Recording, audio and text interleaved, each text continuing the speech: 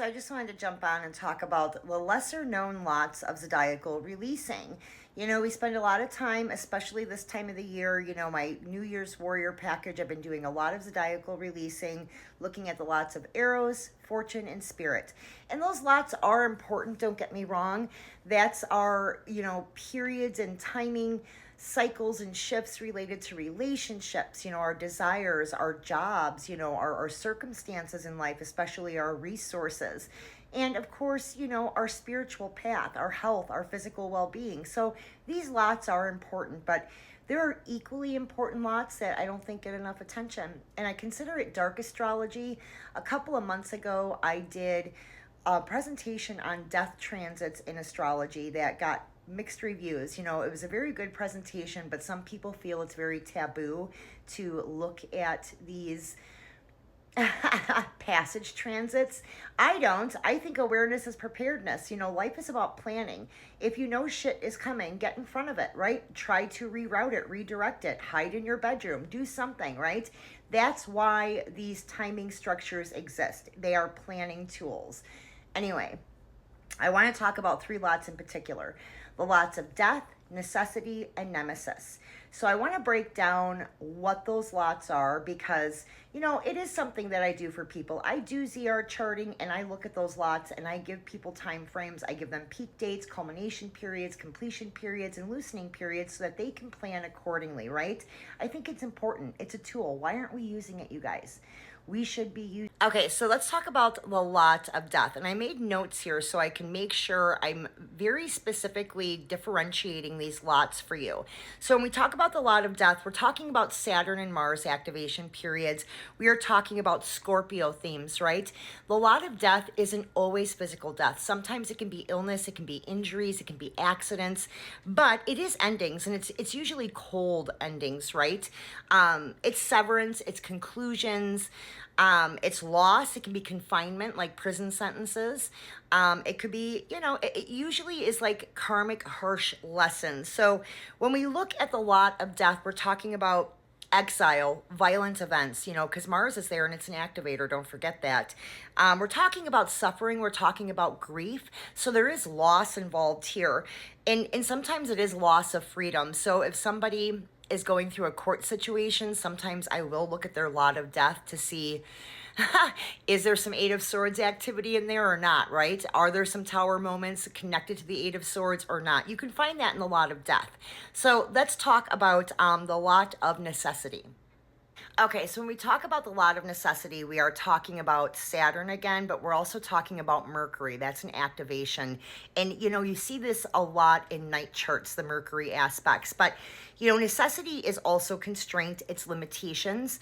But I want you to think of it as fated, unavoidable consequences, right? Or circumstances. I guess consequences would be more nemesis, but it can fit into the chart of necessity as well.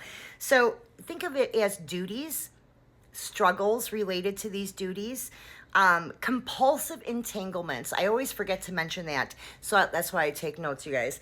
So in the lot of necessity is where I look at compulsive relationships, habits, addictions, where we have these entanglements that seem to be bloodborne or bloodline oaths that we can't break. They're patterns that we just can't break the sequence. So that's a big one. I like to think of the lot of necessity as a reality check. Saturn comes in really hard in this lot with a reality check. And it is difficult realities where we are facing difficult challenges. Things, that come into the lot of necessity here. Boy, I'm glad I take notes, you guys. My brain is like 100 miles a minute here. But it's about managing relationships and situations that are very restrictive in nature. They almost feel inescapable. So if I'm charting for somebody who's thinking about filing for divorce, and they've been kind of stuck in a relationship because there's kids and there's, entangled finances, and they just don't know how to get out of this situation, I will look at their lot of necessity, right? Because it is breaking bonds where there's a lot of intersecting factors where you just don't know how to start severing those things. So it's hardship. It can be self-undoing for sure. It can be enemies, but it a lot of times is divine justice. it's kind of like, I call it the karmic comeuppances. I say that 3 times fast. Karmic comeuppances. It is karmic debt activation for sure, paying a debt that's owed. So it is tests, it is burdens. So when we talk about necessity, that's what we're talking about. So now let's talk about the lot of nemesis. Okay, so with the lot of nemesis, this is a little bit different. It is Saturn, again, of course, Saturn is in all of these lots, but it is, correlating to the ascendant with the lot of fortune. So the calculations are very different. And there is a difference between day charts and night charts. I know that might not make a lot of sense to you guys. Talk to your astrologer, they'll explain it to you. But in Zodiacal releasing, the lot of nemesis really is consequences and retribution. So this is karmic debt with a vengeance, right? This is a balancing of accounts. So sometimes with this lot, you will see hidden enemies. You will see enemies kind of like surface in your life, whether it's the IRS or, a neighbor or, a civil suit of some sort. But it is about accountability, self-sabotage leading to having to balance scales to be accountable, pay your debt, and move on. But it is fate. It is downfalls. It is kind of like this icy cold outcome, almost like very destructive in nature. So if somebody is dealing with a lot of legal stuff, I will definitely look at the lot of nemesis to see what's going on for sure. In addition to that lot of death, if there is the potential for imprisonment, right?